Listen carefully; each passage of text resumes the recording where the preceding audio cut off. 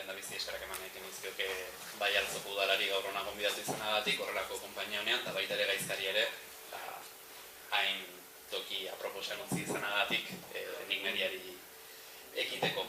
Egia esan behar balin badut, ilusio puntu bat ere egiten ditamen egoteak, ze nik dola 10 urte inguru hasi nun doktorego tesia arkeologian, eta Erdi Aroko gizarten inguruko tesi bat egiten hasi nintzen aurrian, ezinbestean altzotik hasi behar izan zen, ezta? Hemen ibili nintzen, altzo azkitik altzo muinera eta altzo muinotik altzo azkira. 1025 urteko dokumentu famatu horrek aipatzen dituen toponimoei begira. Hortik, zeo zer egiteko aukera sortuko tezen. Gero ikerketaren bideak beste toki batzutara eraman ninduten, eta hura horretan gelditu zen, ez nuen gehiagi sakondu, baina aurten 2025an gaudenez, agian aukera hona da gaia berriro hartzeko, ezta? Eta entzuzen ere, gaur aipatu nahiko nukenaren abiapuntua hori da. 2025 urtetik 2025 urtera 1000 urteko muga bete da, eta 1000 urteko muga horrek ematen digu, atzera begira jartzeko aukera, eta garai hartako gizarteari begira jartzeko aukera, ezta? Gaizkak oso ikuspegi zabala eskaini digu, protohistoriatik Erdi Aroraino gure inguruko lurraldeen bilakaeraren inguruan, nire helburua izango da, pixka bat fokua ixtea eta maila lokalago batean begiratzen saiatzea, zer den 1025ko Olazabaleko donazio horrek aipatzen duen Gipuzkoa. Hori baita, Gipuzkoa izena idatziz jasota agertzen den lehendabiziko lekututasuna. Horretarako noski abiatu beharko dugu, gaizkak utzi digun testuinguru horretatik, eta hain zuzen ere, Iruñeko erresumaren testuingurutik, ezta? Primeran azaldu digu, nola Iruñeko erresuma hori, Goi Erdi Aroan garatzen joan zen inguruko beste lurralde egitura batzuekin harremanetan jartzen, baina baita ere ikusi dugu, eta hori Erdi Aroan nahiko ohikoa da, eta harrigarria gertatu da, erresuma horren mugak oso azkar aldatu zirela. Hori lotuta dago azken finean Erdi Aroan lurralde ulertzeko eta subiranotasuna ulertzeko modua ez zirelako gaur egun dauzkagunak, baina bai egia da muga aldaketa horiek eta Iruñeko erregeen jarduera politiko, militar, administratiboa 10, 11, 12 mendeetan batez ere zentratuta egon zela Iruñetik hegoaldera dauden lurraldeetan. Begiratzen baldin baditugu, mapa hau, bada garaiko dokumentuei begira ordu mordoxka bat pasatzearen emaitza. Begiratzen baldin badugu, garaiko testuek zer esaten diguten eta garai horretako dokumentazioak ere, dokumentazio arkeologikoak ere, zer erakusten digun, ikusiko duguna da, badaudela hainbat elementu errepikatzen direnak lurralde osoan zehar. Kotxartatzen, kotxartatzen. Ez da, bere... Neria da, ez da. Nire itzalita dago. Baita, igual irrela duzu batzen modu batean. Hau itzalita dago. Barkatu. Esaten ari nintzen, lurralde hori oso azkar aldatzen zijoala, garaiko aro feudalen gaude, basailutza harremanen arabera lurraldeak aldatzen doaz, baina badaude zenbait elementu errepikatzen direnak eta mantentzen direnak mende horietan guztietan zehar, ezta? 10, 11, 12 mendetan zehar. Zalantzari gabe, hiriburua, Iruña. Iruñetik gobernatzen dira lurralde horiek, Iruñean kokatuta dago monarkiaren egoitza, eta monarkia horrek baditu beste hainbat egoitza bigarren mailako. Aipatzen dira kristudan, adibidez, Aiara izan zela, Iruñeko erregeen egoitza importante bat, badaude beste batzuk Iruñeko erregeek fundatzen dituztenak, ere hiribildu bezala, merkataritza sustatzeko eta populazio ardatz bihurtzeko helburuarekin, Lizarra daukagu 11. mendean bertan, beran dago Gares, Zangotza, badaukagu errealitate urbano bat, orokorrean hegoaldera begira dagoena. Badauzkagu, baita ere, garai berean, hainbat gazteluren, hainbat gorturlekuren aipamenak, izan ere, gaizkak aipatu ditz klabe bat, eta da tenentzia.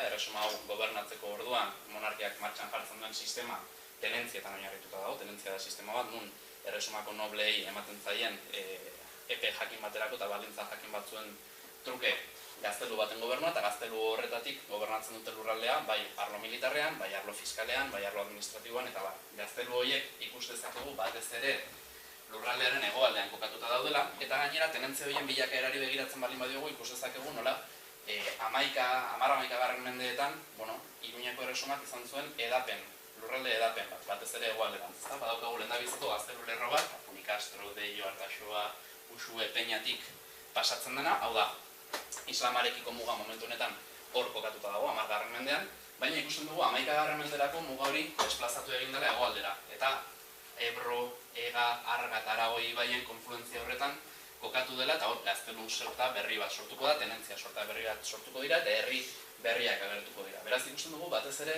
jarduera politiko-militarra momentu honetan kontzentratuta dagoela hor. Bai?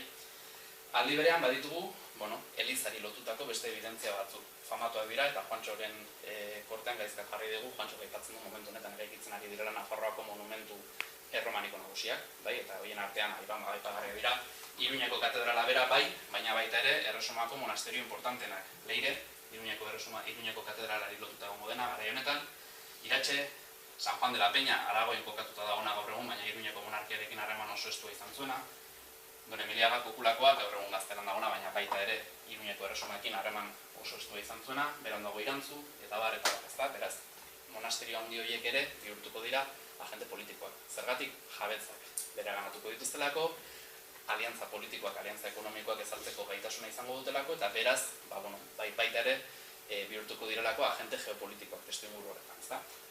Eta fijatzen ari mazarete berriro ere monasterio guzti horiek Iruñetik hegoaldera begira daude. Eta zer gertatzen da Iruñetik iparraldera? Arkeologiak erakutsi dugu badaudela gaztelu batzuk lurralde horretan, bai Araban eta bai Gipuzkoan badago gaztelu lerro bat, hain zuzen ere zuk aipatzen zenun 11. mendearen erdialdean muga bat kokatzen dutela Suitzarrekor, egia da, badauzagula zenbait berri, Gipuzkoa, Bizkaia, Araba momentu horretan aristokrazia baten menpe daude, aristokrazia horren momentu batzuetan Iruñeko Erresumarekin harremana izango du, beste kasu batzuetan balantza beste aldera horrekatuko da eta Gaztelako Erresumari lotuko zaizkio, beraz hor, badaude lurralde mugimendu batzuk, gaztelu horiek erakutsi dute, lurralde horien gobernua nolabait ere gatazkatxo izan zela, baina egia da ez daukagula askoz ere notizia gehiagorik. Alde batetik, Isurgele Atlantiarrari erreferentzia egiten dioten garai honetako iturri dokumentalak esku bateko behatzekin zenbatu daitezkelako. Oso testu gutxi konserbatu dira garai honi buruz hitz egiten dutenak lurralde honetan. Eta horrez gain, arkeologiari lotuta ere, arkeologiak ez digu erreferentzia gehiegirik ematen. Egia da, Gipuzkoan bereziki sakabanatuta 11. mendetako zenbait arrasto aurkitu izan direla, gehienetan gaur egun berandago hiribildu bihurtu ziren guneetan, baina arrasto horiek ere oso ondatuta daude, oso sakabanatuta eta informazio gehiegirik ere ez digute esan. Beraz, ikus dezakegu lurralde hau Iruñeko Erresumaren eremuaren menpe dagoela momentu honetan, baina ezin dugu gehiagik jakin, edo ez dakigu gehiagik momentuz, etorkizunen agian gehiago jakingo dugu, lurralde honetan bizi ziren pertsonen bizimoduari buruz, lurralde honetan zen motatako jarduera ekonomikoak, zen motatako bizimoduak, zen motatako paisaia aurkituko genuken, ezta? Horri gehitu behar dugu, beste lurraldetasun logika bat, eta da elizak ezartzen diguna.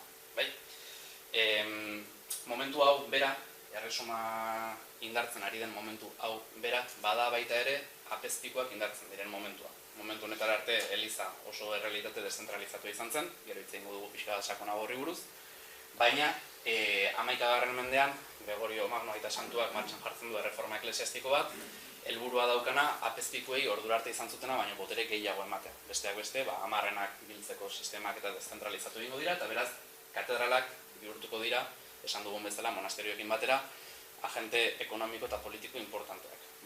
Horren lekuko badaukagu dokumentu sorta bat Gipuzkoari referentzia egiten diotenak. Lehendabizikoa da 10. mendeko dokumentu bat, ez Iruñeko Erresuman kokatua, baizik eta Pirineos bestaldera, Baionako apezpikuak arsiok emandako karta bat da, faltsua, berandago egindako faltsifikazio bat da, hainbat hamarkada beranduago, baina, islatzen digu, garai horretan toponimo batzuk dagoeneko existitzen direla, eta toponimo horiek lotuta azaltzen dira Baionako apezpikutzari 11. mendean. Aipatzen dira besteak beste, Garaziko, Baigorriko, Arberoako aranak, beranduago ere, eta gaur egun oraindik ere Baionako apezpikutzaren menpe daudenak, baina aipatzen ditu baita ere hor nabarmenduta jarri dizkizuenak. Terrae, Guadedikitur, Hernanoia, et Santu Sebastianum de Pusico. Uskeat Santan Marian de Arost, eta Uskeat Santan Triana. Hau da, Hernani deitzen dioten lurraldea, eta Pusikoko, agian, Gipuzkoako, San Sebastian. Eta hori badoa, Arosteko Santa Maria araño, eta Santa Triana araño. Egile batzuk identifikatu izan dute Santa Triana hori San Adriango tunelarekin. Aizkorri zarkatzen duen San Adriango tunela, hor badakigu gaztelu bat egontzela Erdiaroan, Iruñeko erresumaren menpe lehendabizi, gaztelako erresumaren menpe geroago, batzuk diote Santa Triana hori San Adrian izan ez hoteliteken, eta San Arost hori Araoz, oinatiko auzo agertu belitzen dena. Bueno, hipotesi bat da, baina nahiko argi dagoena da aurreko bi toponimo bat, ezta? Hernani argi dago Urumea bailarari dagokiola, 16. mende zenbakiarekin markatu dizudan aran horrekin, eta San Sebastianum de Pusiko, da ziur aski, San Sebastian, Donostia. Bai, 11. mendean Donostiari buruzko dokumento gehiago baditugu, gero ikusiko ditugu. Beraz, bueno, Baionako apezpikutza ikusten dugu, 10. mende bukeran, segurazki 11. mendean egindako falsifikazio batean, aldarrikatzen lurralde horiek, Gipuzkoako lurralde horiek, Baionako apezpikutzaren parte direla. Gauza pixka bat konplikatzen da, handik urte gutxira badaukagulako beste dokumentu bat, 1007 eta 1032 menden artean datatzen da, Antsoiko garrenek sinatzen duelako, kasu honetan ere badirudi dokumentua pixka bat eraldatuta dagoela beranduago, ze, garai honetan dokumentuak faltsutzea nahiko jotza ohikoa zen, hain zuzen ere aldarrikapen politikoak sostengatzeko argudio bezala erabiltzen zirelako artxibotako testuak.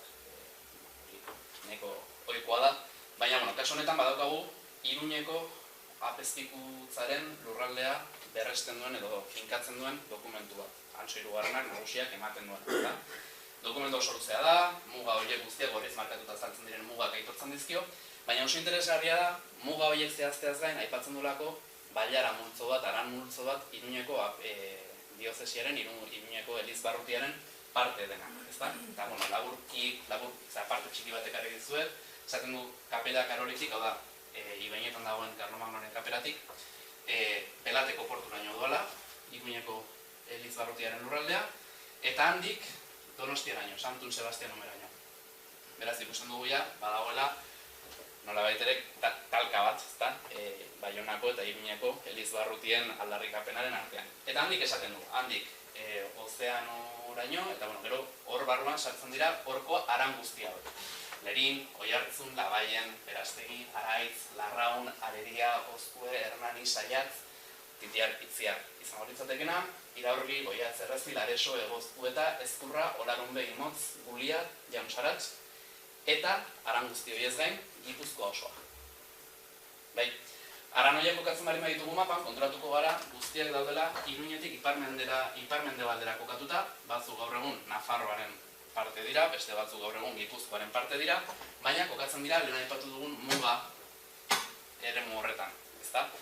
Eta gainera, Gipuzkoa bereiztu egiten du aran guzti horietatik. Mapan kokatzen baditugu ikusiko dugu Oria bailararen erdialdeko inguru hau adibidez ez dagoela txertatuta bailara horietako batean ere. Beraz, interpretatu dezakegu Gipuzkoa garai honetan ez ote den Oria ibaiak ardazten duen aran hau, inguruan ditunak beste aran guzti horiek, ezta?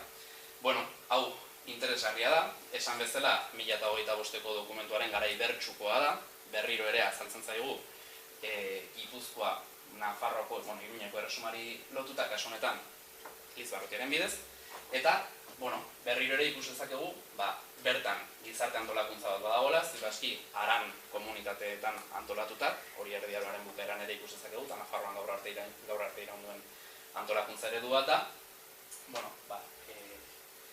berriro ere, lurralde honi erreferentzia egiten, ezta?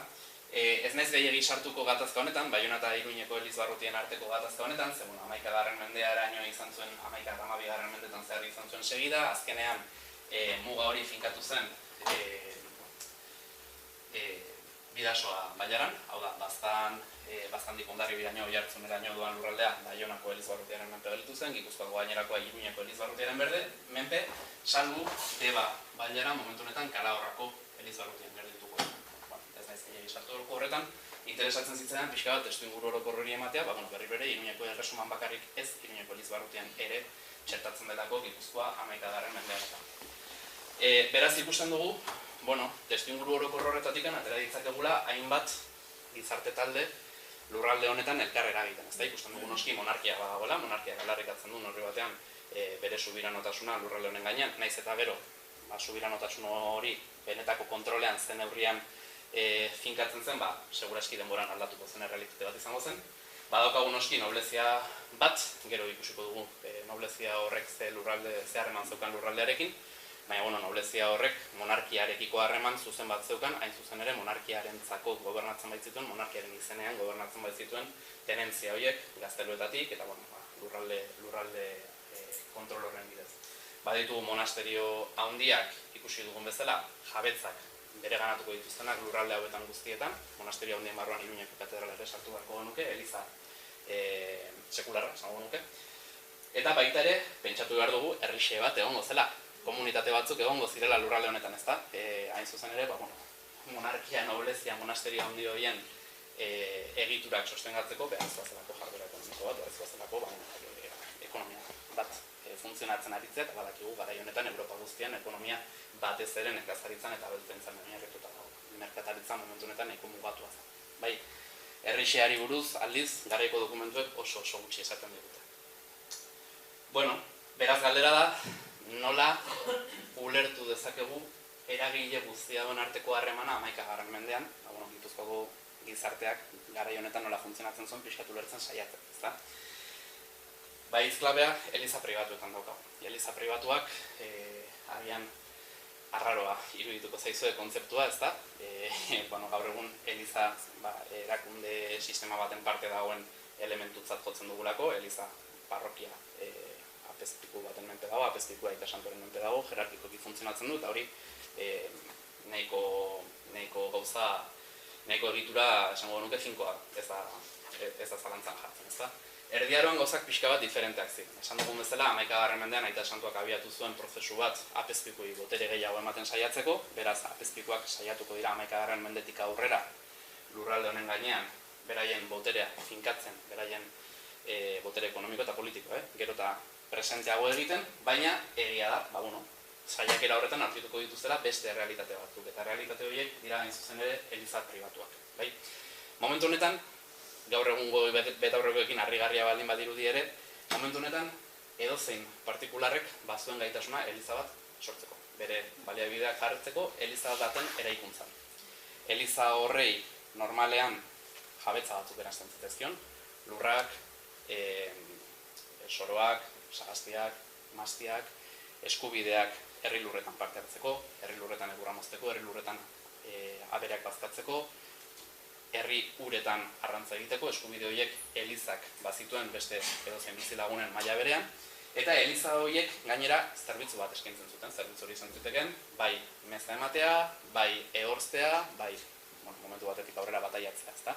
Zerbitzu horren truke ere, zerga batzuk jasotzen zituen elizak.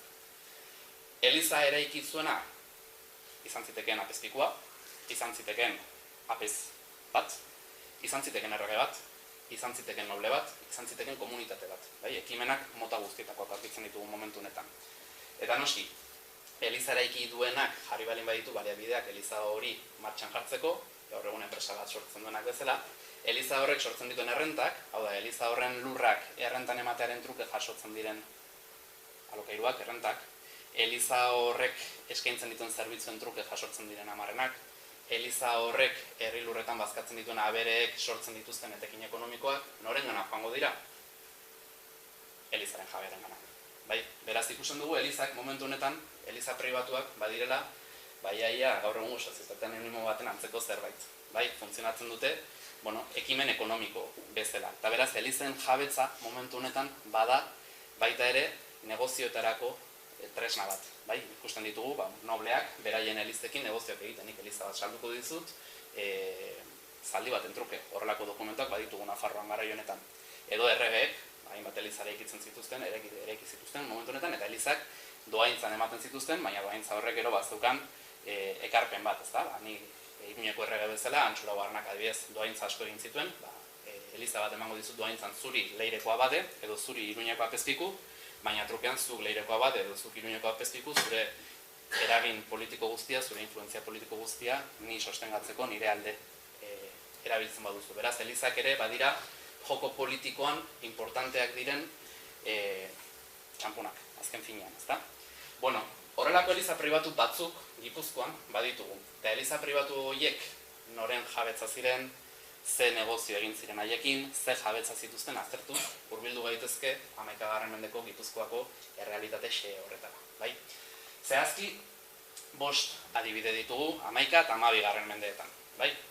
Ikusten duzue, lehendabizikoa ezaguna izango zaizue, gainera hoberen ezagutzen dugunetakoa da, hain zuzen ere Altzoazpikoa, Olazabalgo San Sebastian, baina baditugu beste 4 ere. Bai? Ez dakit denbora emango dian guztiak xeeki aztertzeko, baina bai nahiko nuke, behintzat lehendabiziko biak garatzeko aukera izan. Lehendabizikoa San Salvatore, gaur egun oso antzeko egitura dauka, Indalezio Jangureknek 20. mendea hasieran egindako argazkienetan zoragarri ikusten da, ezta? Da, hain zuzen ere, 1025ko dohaintza famatu horretan aipatzen den eliza, eta, Gipuzkoan zegoela badakigu, hain zuzen ere, Gipuzkoako Gartzia Aznarezek eta Gaila Jaun Andreek ematen baitute eliza. Bai, 1025. urtean, bi pertsonaia hauek Gipuzkoako Jaun Andre bezala aipatzen direnak, hau da, Gipuzkoako aristokrazia nobleziaren parte gisa aipatzen direnak, San Juan de la Peñako monasterioari dohaintzan ematen diote Olazabalgo, San Sebastian, San Salvatoren monasterioa, barkatu. Bai? Ikusten duzu, testua gainera ikusten dut foietoen barruan kokatu dizuetela, gero detaile gehiagorekin ikusi bari moduzuen, nahiko luzea da, latinez dago, baina xeek, ikerketa pila bat egin dira, azterketa pila bat egin zaizkio dokumentu honi, eta nik ekarriko dudana da interpretazio posible bat. Baina, pixka dokumentu aztertuta ikusten eguna da dohaintza horretan badaudela parte bat baino gehiago. Lehenik eta behin, gorriz markatuta azaltzen den testuan, egiten dena da dohaintzaren objektua definitzen da. Esaten da, guk dohaintzan San Juan de la Peñako Aragoiko monasterio horri ematen diogu Olazabalgo San Salvatore monasterioa. Monasterioa momentu honetan eliza pribatua da, ez da monasterio bat monjeak bizi direna, baizik eta eliza bat besterik gabe, aipatu dugun ereduaren araberakoa. Eta esaten dugu, eliza hori ematen dugu kumereditate sua, hau da, bere barrutiarekin, bere jabetzarekin. Eta jabetza horiek mugatu egiten ditu. Gartzia Aznarezek eta Duina Gailak sortu zuten eliza hori, Gartzia Aznarezek eta Gailak mugatu zuten, zedarritu zuten zein zen bere jabetza, eta jabetza hori doa Galarragatik, Orerurtea, Aldizturre, Ziurraski, Laskurain gainetik eta Peetik, Ainarte, Ariznabar, Artzadun eta Berasibiaraino. Bai, horiek dira, aipatzen diren mugak. Horrez gain, hemen kokatu dizuet, gutxi gora bera, bai, Aitziberlekunaren lana aipatu beharko genuke, batez ere, pixkat, muga horiek, toponimo horiek kokatzeko egin zuen lanagatik, eta kokatu dezakegu gutxi gora bera, Olazabalgo eliza hemen baldin badago, Tolosaraino, Belauntzaraino doan lurralde hori bezala. Gutxi gora bera, hor zedarritu dezakegu. Laskoain aipatzen da, Laskoain badakigu 11. mendean beste eliza bat zela, industu egin delako, Juantxo Agirrek industu zuen dela 25 urtea, 11. mendeko eliza baten arrastak agertu ziren, beraz badakigu, Olazabalgo barrutia, Laskoaineraino zijoala, Laskoainen beste eliza bat zegoelako, ziuraski bere barruti propioarekin. Bai? Galarragaraino doa, Galarraga da Belauntzako baserri bat, eta Belauntzan ere, badago, San Juan Bataiatzaiaren elizan egin ziren indusketetan ikusi zenez, aldare bat 11. mendekoa. Beraz, ziuraski muga hemen bukatzen da, hemen bazterako beste eliza bat aldi berean bere barruti propioa izango zuena, ezta? Eta horrez gain, aipatzen dira, eliza horrek badituela zenbait jabetza, inguru osoan. Aipatzen da Zuaznabar, aipatzen da Otxabio, aipatzen da Artzadun, zuentzat ezagunak izango diren toponimoak, ezta? Barrutitik kanpo gelituko lirateke, baina inguruko herrietan jabetza dituen eliza bat da. Eta horri gero gehitzen dizkiote beste jabetza batzuk gehiago. Hau da, jatorrizko dohaintza horri beste jabetza batzuk eranzten dizkiote San Juan de la Peñari eliza emateko momentuan. Aralarre, eta Aralarren dauden Ezizabal eta Ezizarai, eta hainbat jabetza gehiago, Zuaznabar, Otxabio, aipatu ditugun horiek, ezta? Inguru hurbilean kokatuta daude, eta pentsatu behar dugu mota desberdinetako jabetza dira. Bat, Manzaneto aipatzen du, ezta? Errandari Sanxoi zen sagastia, beraz, ikusten dugu nekazaritzako jabetzak zituela eliza horrek, baina Aralarren zituen jabetzak, Ezizarai eta Ezizazabal, Aitziberrek proposatu du izan daitezkela saroiak, hau da, abereak bazkatzeko eta abereak gaudez gordetzeko espazioak Aralarreko lurraldean kokatuta zeudenak. Eta, Joxan Mujikak egin dituen indusketan arabera, badakigu garai honetan mota horretako espazioak bazeudela Aralarren. Beraz, ikusten dugu, nekazaritza eta beltzaintzari lotutako jabetzak ematen dizkiotela monasterio horri, bain zuzen ere, hoien errenten truke diru bat jasotzeko elizak, bai?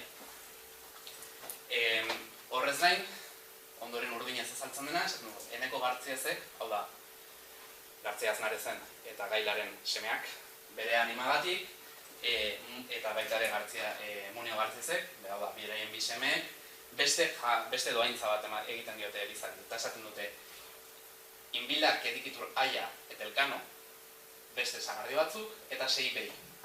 Beraz, altzotik urrutik kokatutako eremu batean, aian eta elkanon, esaten ari zaizkigu horia herriak daudela. Herriak. Eta herri horietan, badaudela baita ere nekazaritza jabetzak, sagardiak, eta badaudela baita ere abeltzaintza jabetzak, behiak. Herri horietan kokatutako elementu horiek ere San Salvatoreren jabetzari gehitzen zaizkio, San Juan de la Peñari egiten zaio doaintzaren momentuan. Honek esan nahi du, segurazki, bi seme hauek momentu honetan hilda daudela, eta Doña Gaila beraien ama, beraien memoria, beraien arimaren alde egiten ari dela doaintza hori. Eta azkenik aipatzen ditu, beste doaintza bat gehiago egiten du, beste sagardi bat ezkiagan, eta Iturriozko lurrean, beste nekazaritza lurrean. Ikusten duguna da, eliza hori barruti batekin mugatuta dagoela Gipuzkoaren bihotzean, Oria ibarraren bihotzean, baina baditula jabetzak sakabanatuta espazio nahiko zabal batean. Hori erakusten ari zaigu, alde batetik, badaudela herriak, herrixe horiek, segurazki noblezeren parte ez diren herriak, bai aiatik hasi eta bai altzoraino, eta erakusten ari zaigu baita ere herri horietan badagoela noblezia bat, aristokrazia bat, Doña Gailak eta Gartzia Aznarezek errepresentatzen dutena, jabetzak lurralde oso zabaletan sakabanatuta deuzkatenak. Hau da, aristokrazia aberats bat direnak. Eta gainera kontutan hartu behar dugu nori egiten ari zaizkion doaintza. Ematen ari zaizkio San Juan de la Peñako monasterioari. San Juan de la Peña ikusi dugu dagoen.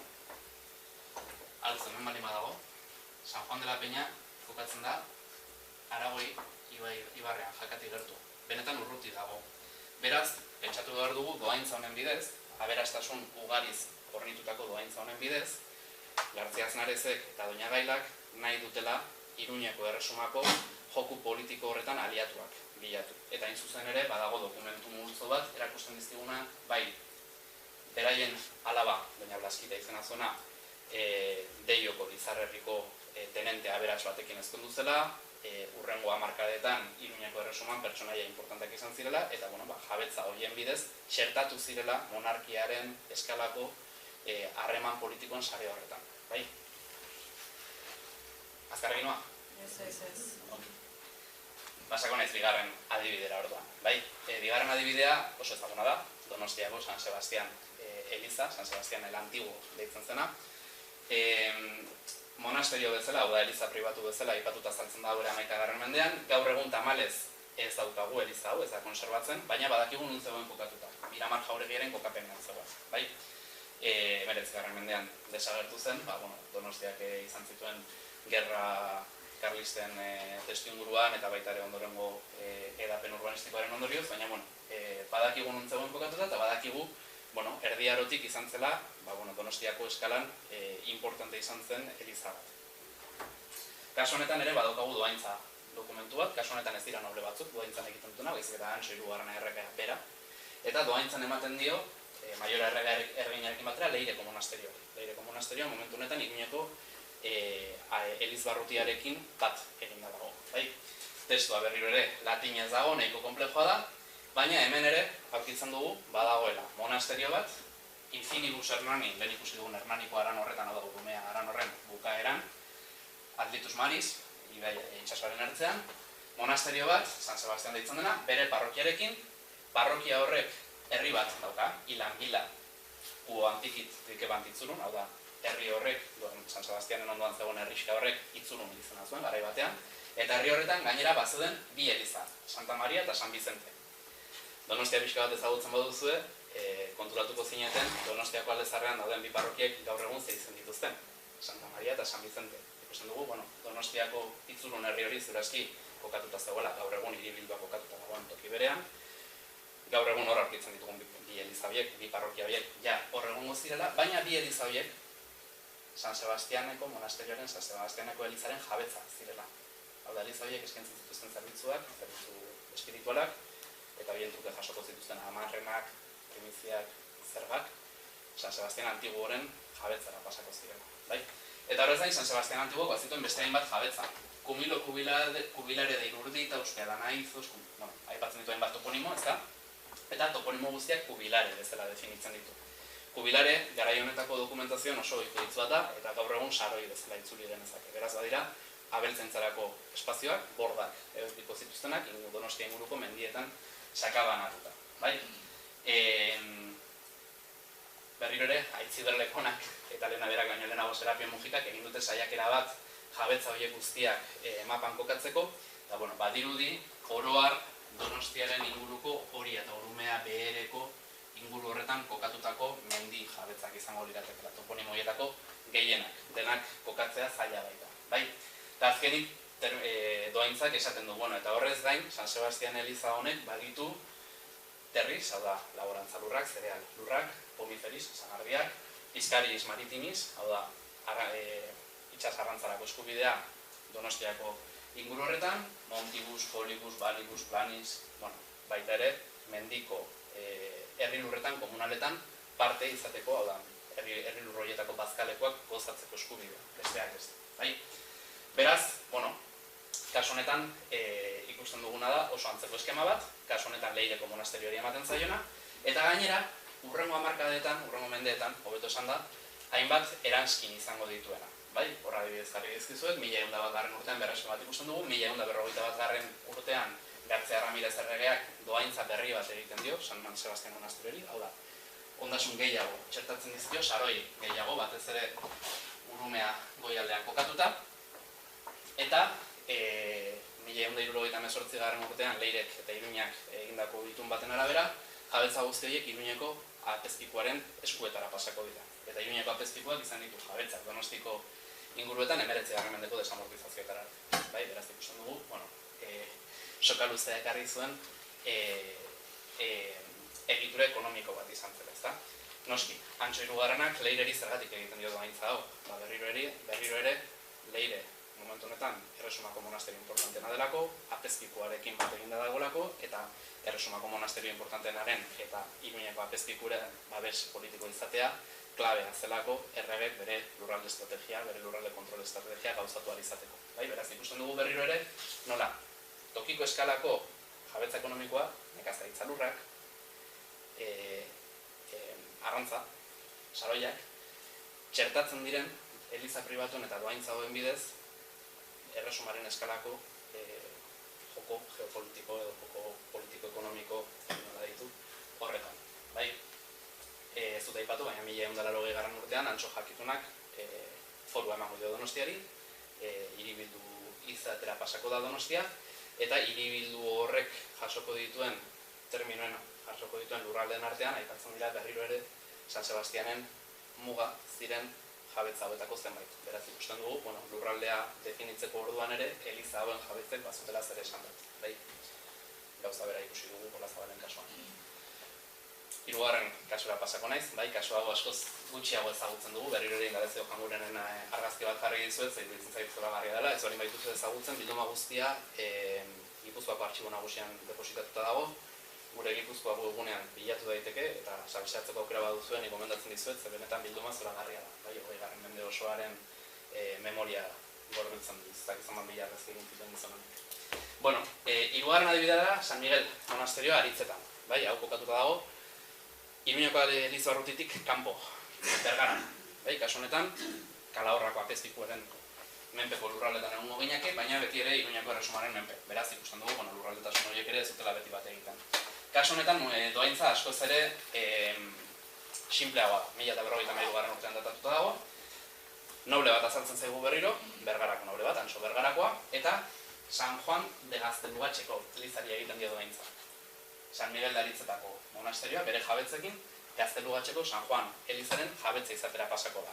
Eta beste dokumentu batzuengatik badakigu, Gaztelugatxeko San Juan de la Peñaren jabetza dela. Beraz, azken finean ikusten dugu, hainbat mailatan antolatutako joko politiko-ekonomiko nahiko konplexua daudela horatzean, ezta? Nola, berriro ere, tokiko noble bat, Antxo Bergarakoa, txertatzen den Erresumako aristokraziaren, elitearen harreman sarean, jabetza hauen inguruko negozioen bidez. Kasu honetan, dokumentuak dio, Inmea terrak irikitur Bergara, hau da, Bergara momentu honetan ez da herri bat, da lurralde bat, ziur aski Aran izaera daukana, monasterio bat dago, Aritzeta izena duena, San Mikeli eskainia. Eta esaten du, badituela terras et manzanares bonos. Berriro ere ikusten dugu, monasterioak bere jabetzan dituela nekazaritzarako lurrak, zereal soroak, eta baita ere sagardiak. Ez dizut hemen jarri, baina testuak jarraitu egin du pixka bat, eta esaten du, etilabila de paterniti. Paterniti toponimoa identifikatu dezakegu Aritzetatik oso gertu, Angiozarren dagoen Partaitia auzoarekin. Partaitia auzo horrek badauka bere San Bizente ermitatxoa baita ere, pentsatu dezakegu Erdi Aroan hor herri bat zegoela, herri horrek agian bere eliza propio ere izango zuela, naiz eta industria arkeologikorik ez den egin momentuz, eta testuak esaten digu Partaitia horretan ere badaudela lurrak, badaudela zereal soroak, badaudela sagardiak, Aritzetako San Miguelen jabetzara pasatzen direna, eta Aritzetako San Miguelen bidez, Gaztelugatxera eta San Juan de la Peñara, eta beraz, aliantza politikoak euteko tresna bezala erabiltzen dela, ezta? Hau gaur egun oraindik egiten da. Enpresen eta botere politikoaren arteko lotura hauek, ikusten dugu, logika nahiko unibertsalak jarraitzen dituztera, ezta? Laugarren adibidea Deba Baianan daukagu baita ere, Astigarribiako San Andres, kasu honetan oso ondo dokumentatutako monasterio bat da, 11. mendean aurrera goaz, baina oraindik ere hor gaude, 1081 urtean, eta hemen aurkitzen ditugu gaitzeak aipatu dituen beste pertsonaia batzuk, eta dira Aroko etxea, Bizkaiko jaunak, eta Bizkaiko jaunak Andrea, kasu honetan, Eneko Lopez eta Tiklo Diez. Beraiek dira dohaintza egiten dutenak, momentu honetan, eta dohaintza egiten diote orain arte ikusi ez dugun monasterio batik, Don Emiliagako monasterioari. Garai honetara arte, 11. mendearen erdialdera arte Iruñeko erresumaren esferan dagoena, baina 11. mendearen bigarren erdian, Antso Laugarrenaren hilketaren ondoren Gaztelaren esferara pasako dena. Don Emiliagako monasterioari ematen diote Monasterio Santi Andrea Apostoli, San Andresa monasterioa, berriro ere indaretzeo Jangurenen argazki zelagarri batekin, Astigarribia izena duena, eta kokatuta dagoena, fikatu zaitezte, Interbizkaian et Gipuzkoan. Hau da, Bizkaia eta Gipuzkoaren arteko mugan. Esaten du monasterio hori errege jabetzakoa dela, hau da, erregeak sortutako monasterio bat dela, gure buruari galetu beharko genioke erregeak sortutako monasterio bat, errege jabetzako monasterio bat, zergatik dagoen Eneko Lopez eta Tiklo Diez Bizkaiko Jaun Andrearen esku, eta zergatik ari diren Bizkaiko Jaun Andrea hauek dohaintz egiten monasterio horrena, hain zuzen ere lurralde hau erresuma zaldatzen ari den beste inguru batean gaudelako, hau da, aliantza politiko berriak egiten ari dira, Jaun Andrea hauek. Eta berriro ere ikusten dugu, doan Beati Emiliani, Don Emiliagako, San Millango monasterio ere ematen zaiola dohaintzan, un pascuis, et montibus, et manzanetis, et portis atpizkandu. Hau da, berriro ere, lursailekin, sagaztiekin, arrantzarako portu batekin, eta bar. Gainera, suerte dugu, ze Astigarribian hainbat urtez ikerketa arkeologikoak egin izan dira. Eta badakigu besteak beste, haizeola batzuk badaudela 11. mendekoak dorretxearen ondoan kokatuta. Hau da, ziur aski portu fluvial bezala funtzionatzen duela, ziur aski jauregi hori Erdi Aroko jauregi zaharrago baten parte dela, parte ez oinordekoa, horrekatu. Eta San Milan Elizak, paisaia dibertsifikatu bat artikulatzen zuela, noble batzuen esku, ezta. Aipatzen ditu, hau ja kuriosia da, aipatzen du Manzanetis, sagardia bat dela San Andres monasterioaren ondoan, eta oso polita da, duela urte batzuk egin genuen zundaketa arkeologiko bat, justu Elizaren iparraldean kokatutako lursail horretan, gaur egun sagazti bezala erabiltzen dena, eta identifikatu izan genuen hor, soberako urak drenatzeko, kanalizazio lan batzuk badaudela, bete lan batzuk badaudela, inguru hori nekazaritzarako egoki jartzeko lan batzuk badaudela, 11. mendean egin ziren. Beraz ikusten duguna da, Elizak sortzen zuenak, ez zuela Eliza bakarrik sortzen zuela paisaje ekonomiko produktibo oso bat. Nekazaritzarekin, abeltzaintzarekin, trafiko fluvialei lotuta, eta hori guztia gero jarriko dela Bizkaiko Jaun Andreen interes politiko, koiuntural batzuen zerbitzuta. Gaztelako erregearekin aliantza bat ez hartze aldera, Don Emiliagako monasterioa bilatuko dute, monta honetako dohaintzen bidez. Denboraz ez dakitzen moduz bazen. Badugu denbora, 5. hau da azkenekoa. Hau oso labur, hau da ziur aski gutxien ezagutzen duguna, baina hemen digertu dagoenez txertatu nahi izan dut. Kanpaingo Santa Fe monasterioaren kasua da. Hemen 12. mende hasieraraino goaz, 1124 urtean. Eta hemen aurkitzen duguna, interesgarria da, doaintza egiten duena da Lope Enekoitz Taxoarekoa.